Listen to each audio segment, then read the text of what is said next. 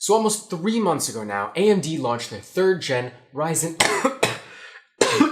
Ryzen desktop processors with their flagship, at least for the moment, 3900X 12-core behemoth, which I have the box for right here, and I've been using since launch on my personal rig.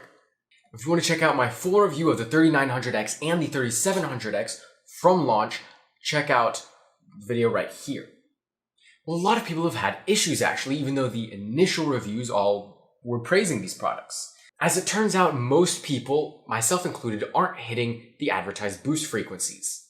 So personally, I noticed at idle, it sits between 4.2 gigahertz, and under heavy full loads, that's all core loads, it'll sit around or maybe just above the base frequency with a few cores between 4 and 4.4 gigahertz.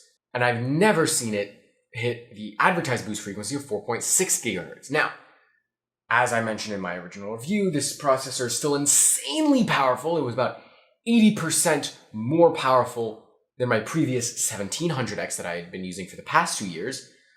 But still, it'd be nice to get those full advertised frequencies. Now, AMD actually responded to this recently, and they said, okay, you know what? We hear you. We're going to fix this. And a couple weeks ago now, they released an update, the AGESA, I think it's 1.0.0.3 ABBA. That's the important part, the ABBA. They shipped that out to motherboard manufacturers to then make BIOSes for their motherboards. So I recently downloaded the one for mine, and I ran some tests to see, okay, are these boost frequencies being fixed? What's going on? So, for those of you who don't know, which is probably most of you, my specs here that I'm running are a Ryzen 9 3900X 12-core processor. This is in a Gigabyte X570 Ultra motherboard with 32 gigs of RAM, a GTX 1080 Strix from Asus, and a Samsung 970 EVO NVMe SSD. So I went from the stock launch day BIOS, which I don't remember the exact number, I'll put it on screen somewhere, and I now downloaded the F6B BIOS, which had the new AGESA built in. That's very important when you're downloading a new BIOS version for your motherboard. Make sure it has that AGESA ABBA included. Otherwise, it won't give you the fix. So I downloaded, I installed, I reran some of my benchmarks. Now I can compare them to my launch day benchmarks. So I did 3 synthetic CPU benchmarks with single and multi-thread tests. So Cinebench R15, R20, and CPU-Z. And across the board, I got about the same increase in performance. Single-threaded tests went up by about 5%, multi-threaded by about 15%, which honestly, for just a BIOS update, that's pretty good. I mean, this was already a very powerful processor. Now it's even better.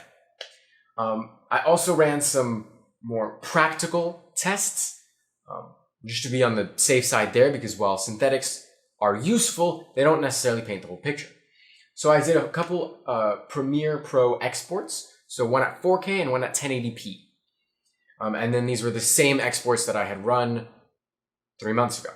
So 4K export took about 96% of the time that the previous one did. The 1080p export took about 97%. So again, this is why we're running practical tests as well as synthetic tests. While we did see 15% increase in the synthetic tests in multi-thread applications, in the real world, in these exports, we're seeing 3, 4, 5% tops. I also ran a gaming test, CSGO, 4K ultra settings, because that's what I had run before. The minimum FPS went up from 139 to 146, and the average FPS went up from 164.45 to 171.55. So that's again about a 5% increase there. But now also, most importantly, frequencies. What are they at? So my idle frequencies are now between 3.8 and 4.3 gigahertz, meaning they're peaking higher than they were before, and they're also sometimes settling down a little more, which can help with things like fan noise.